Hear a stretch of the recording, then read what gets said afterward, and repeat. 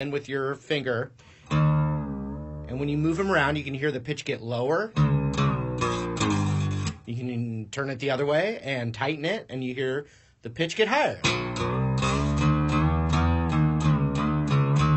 And we want that to become a perfect E note from the saying, Eddie ate dynamite, goodbye Eddie. So we want to be able to do that. And the way right now, I've got one of these little clip-on tuners, which I'm putting on the headstock.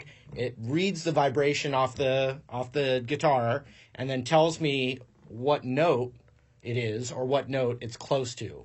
And different tuners kind of read different ways, but typically you have a needle that's feeling the vibration, and you're trying, like for instance this one, if we're trying to get it to an E note, you know, maybe it's a little too low. As I tighten it, you'll see the needle go up, and we try and get the needle right into the middle to where it lines up with the E note.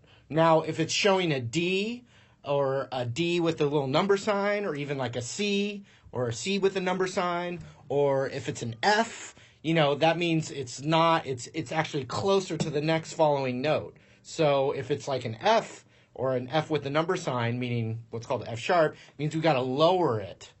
If it's a D or a C that's showing up when we hit this note, that means we got to bring it up until we see the E letter, and then we line that needle up into the center.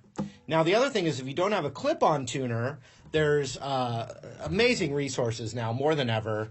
For instance, I don't have my phone on me, but there's even free apps on your phone where you just put it right on your lap, and you play the note, and the note will ring out and read right on your phone, and you can tune it right that way. And I use that all the time as well as the clip-on tuner, which I find the clip-on tuner is really convenient because if you have an electric guitar, for instance, you know, there's tuners that you would like plug the electric guitar into. With a clip-on tuner, it's going to work on electric, acoustic, whatever. They're around $20, and I think they're awesome. So I'm going to start tuning my guitar. I made it out of tune a bit. The other thing is, since there's tension on the strings, the idea to like keep the guitar in tune, for instance, this E note, if I want to bring it up to the note. Now, if it gets too high and I've got to lower the note, I want to lower it below the in tune note and then bring it up to the tuned note, because that makes the tension on the string stay a little better than just loosening it to stay in tune. We don't want to do that. But anyway, like I said, having a friend really helps as well. So here, I'm going to pluck this note, and it's saying a D a little bit farther past a D. So it's lower than an E note. So I got to bring it up, and I'm going to follow this little needle. So right now it says D, and I bring it up. Now it's saying D with the number sign, which is called sharp. We don't have to worry about that yet. This is a beginner thing here. Now it's E, but the needle is not up to the middle. So I have to keep going up until I see that needle hit right in the middle. So here I go. It's almost there.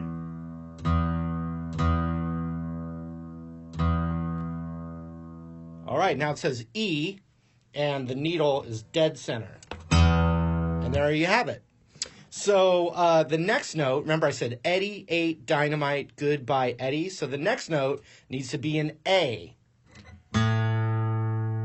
And right now it's still at A, but it's actually past A, meaning it's higher than it needs to be. So I have to lower it. But what I want to do is, instead of lowering it to the center of the needle of the tuner, I'm going to lower it below and then tune it up to the center. So here I go. Here's an A.